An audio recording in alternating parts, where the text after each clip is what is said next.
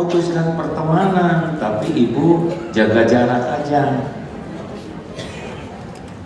Tetap teman, tapi secukupnya saja. Bu, aslinya sih nggak usah kebanyakan teman kita ini. Mau ngapain kebanyakan teman? Kita boleh berkenalan dengan banyak orang, tapi untuk jadi teman dekat, teman ngobrol, dikit aja. Cari yang baik-baik.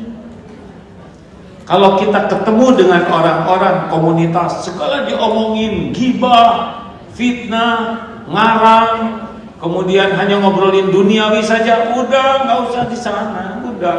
Kalau arisan gitu keluar aja, ya. Kita baik-baik aja dengan orangnya, tapi tidak harus menjadi orang yang bisa menjadi dosa karena kumpul besar.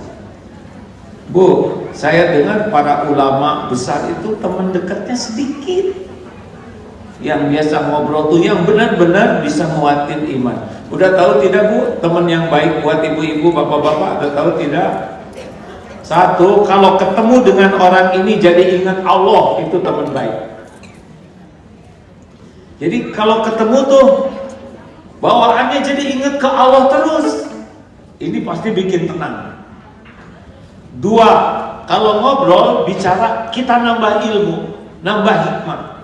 Jadi perkataannya tuh mencerahkan bagi kita. Dari tidak tahu jadi tahu, jadi tidak semangat, dari tidak semangat jadi semangat, ya.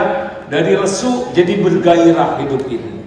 Tuh. Yang ketiga, kalau lihat kehidupannya, kita jadi ingat akhirat.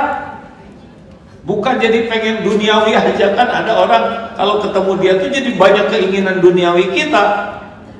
Nah, orang yang baik yang bisa jadi teman itu adalah kalau ketemu jadi ingat Allah, kalau ngobrol nambah ilmu, nambah iman, nambah tercerahkan, dan kalau lihat kehidupannya kita jadi ingat akhirat.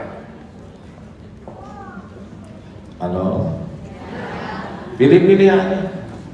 Kalau nggak kayak gitu, jaga jarak. Bukan memutuskan, tapi nggak perlu dekat. Ya, justru saya dijauhin rezeki, berarti nggak perlu menjauh, ya kan? Nggak apa-apa, nggak banyak teman nggak apa-apa. Banyak kenalan, banyak silaturahim boleh, tapi nggak harus jadi teman dekat, nggak harus. Kalau itu mengotori, nggak apa-apa.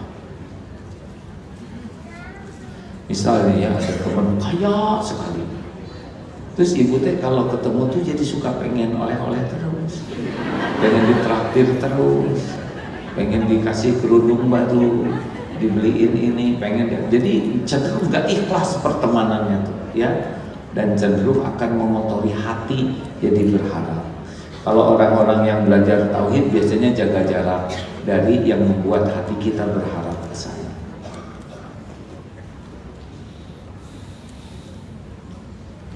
Kenapa? Daripada dia begini. Ada juga yang nanya, ini sebaliknya ada orang yang kalau ketemu saya pinjam duit melulu. Ini ada teman saya, semoga Allah menyayangi teman ini. Gimana ya? Saya punya saudara, dia tuh kerjanya minjem uang, pasti nggak dikembaliin karena dia nggak punya buat kembaliinnya. Ini hari bulan ini pinjam buat kontrakan, besoknya pinjam buat bayaran anaknya. Menurut Allah bagaimana? Menurut saya sih ditukar aja posisinya. Artinya saudara yang bagian miskin pinjam utang, biar beliau aja oleh Allah ditakdirkan kaya. Kalau gitu ya saya kasih. Untung kita ditakdirkan bagian nolong, benar? Coba kalau kita yang bagian ngutang terus, orang ngutang tuh menderita. Malu, mau ketemu malu, udah kepepet aja. Udah gitu pasti jadi bohong. Kasihan yang ngutang-ngutang tuh. Makanya kalau ada yang ngutang sama kita, kalau kira-kira kalau nggak bisa ngembaliin, ya udah nggak usah ngutang aja, rezeki aja. Kenapa jadi melongok ini? Dan ingat yang ngutang, yang Tuhan. Ya, pertanyaan